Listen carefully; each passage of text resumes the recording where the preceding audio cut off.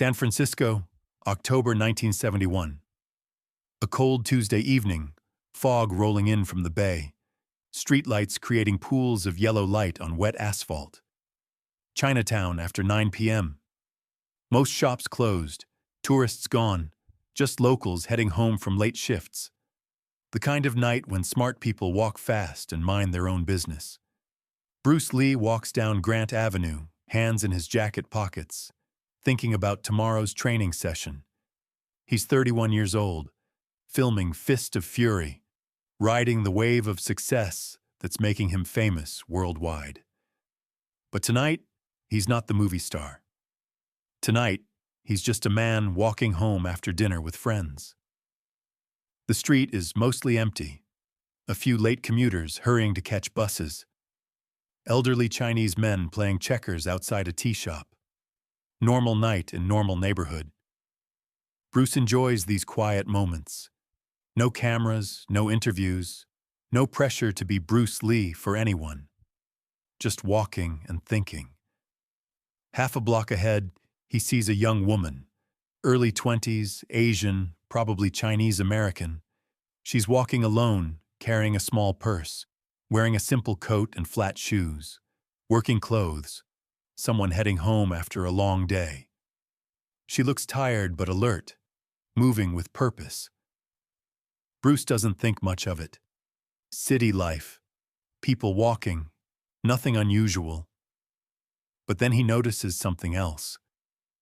3 men emerge from an alley about 50 yards ahead of the woman. They're not walking like people going somewhere. They're positioning themselves, spreading out, blocking the sidewalk. Bruce slows his pace, watches. The men are in their 20s, white, dressed like they don't belong in this neighborhood. Leather jackets, jeans, boots. They move with the casual confidence of people who think the streets belong to them. The kind of confidence that comes from traveling in groups and picking fights with people who can't fight back. The woman sees them now. Bruce watches her body language change. Her pace quickens slightly. She angles toward the street, trying to create distance. Smart move, but not enough. The 3 men spread out wider. Classic intimidation formation. 1 in front, 2 flanking. They're not even subtle about it. They want her to know she's trapped. Bruce is still too far away to hear what they're saying, but he can see the interaction. The woman tries to walk around them. They block her path. She takes a step back. They move closer. Body language says everything. This isn't a friendly conversation. Bruce starts walking faster. The lead man, tall and thin with long hair, says something to the woman. She shakes her head, tries to move past him again. He grabs her arm. She pulls back, but he doesn't let go. Now Bruce can hear voices. Not words yet, but tone. Male laughter, female protest, the sound of fear meeting amusement. The second man, stockier, moves closer to the woman's other side. She's surrounded now. The third man, younger than the others, positions himself behind them. Lookout position. These guys have done this before. Bruce is close enough now to hear fragments. Just want to talk. Please let me go. Don't be unfriendly. I need to get home. We're being nice. The tall man's grip on her arm tightens. She winces, tries to pull away again. Can't. The stocky man reaches for her purse. She jerks it away from him, but this makes the tall man angry. Don't be difficult, he says, loud enough for Bruce to hear clearly now. We're just having a conversation. The woman's voice, frightened but still firm. I don't want to talk. Please leave me alone.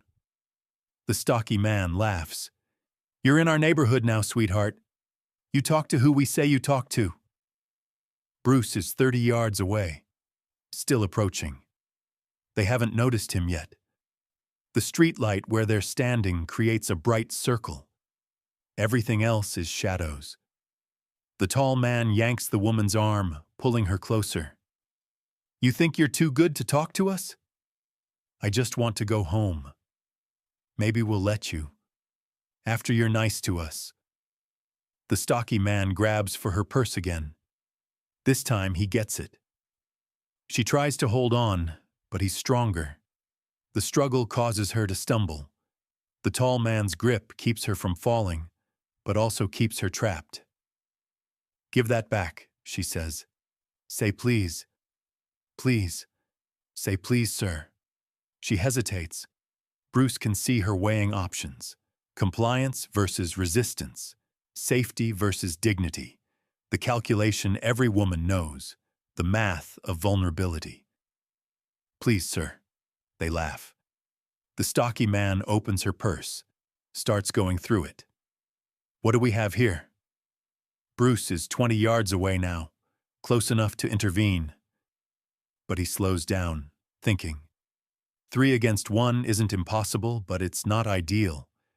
These aren't martial artists. They're street thugs, probably carrying weapons, definitely dangerous. But walking away isn't an option, not for Bruce Lee, not for any decent human being. The stocky man pulls out her wallet. Linda Chen, he reads from her ID. Pretty name. Where do you live, Linda Chen? Please don't. 1847 Powell Street, apartment 3B. He looks up at her. We know where you live now, Linda. The threat is clear. This isn't just robbery. This is intimidation with future implications. The kind of harassment that doesn't end when the immediate encounter ends. Bruce makes his decision. He walks into the light. Evening, he says casually, as if he's just arriving at a normal social gathering. All 3 men turn. The woman looks at Bruce with desperate hope. Help has arrived, maybe. The tall man sizes Bruce up quickly. 5'7", 135 pounds, Asian, alone. Non-threat assessment complete. Keep walking, buddy. This doesn't concern you. Bruce stops about 8 feet away. Close enough to act. Far enough to assess. Actually, it does concern me. You're bothering this lady. The stocky man laughs.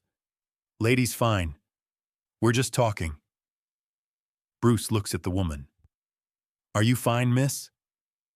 No, she says immediately. They won't let me leave. Bruce nods. Looks back at the 3 men. Sounds like she wants to leave. The tall man's voice hardens. And I told you to keep walking. Last warning. Bruce doesn't move. Let her go. Take her money if that's what you want. But let her go. The young man, the lookout, speaks for the first time. Who do you think you are, man? Someone who doesn't like seeing women harassed. The stocky man steps forward, still holding Linda's purse. You want to be a hero? Fine. But you picked the wrong night and the wrong guys. Bruce stays calm. I'm not trying to be a hero. I'm just asking you to let her go. And I'm telling you to mind your own business. The tall man releases Linda's arm, but moves toward Bruce. Unless you want this to become your business in a way you won't like. Bruce doesn't back up. It's already my business. The 3 men exchange glances, silent communication. They've decided. This isn't ending with talk. The tall man cracks his knuckles. Your funeral, pal. Bruce addresses Linda without taking his eyes off the men. When I say run, you run. Don't look back, find a phone, call police. I can't leave you. You're not leaving me. You're getting help. The stocky man pulls something from his pocket. A knife. 4-inch blade. This changes your mind? Bruce sees the weapon. Doesn't flinch. Not really. The tall man moves first. Steps toward Bruce with his fists raised. Classic untrained fighter. Telegraphed movement. Bruce waits until he's committed, then moves. Not backward, forward and to the side. Bruce's right hand shoots out, strikes the tall man's wrist as he throws his punch.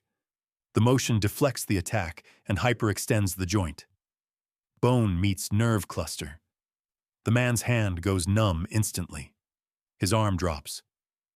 Before he can react, Bruce's left palm strikes his solar plexus. Same technique he used on the bodybuilder. Diaphragm spasm, breath gone. The tall man doubles over, gasping.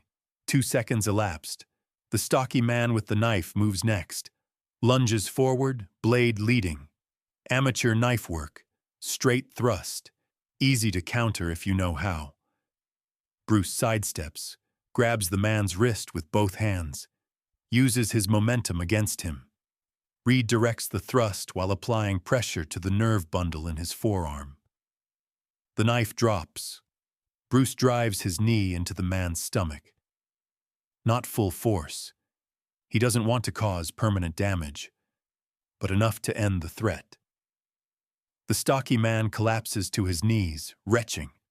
4 seconds total. The young man, the lookout, sees his partners down and runs. Smart choice. Bruce lets him go.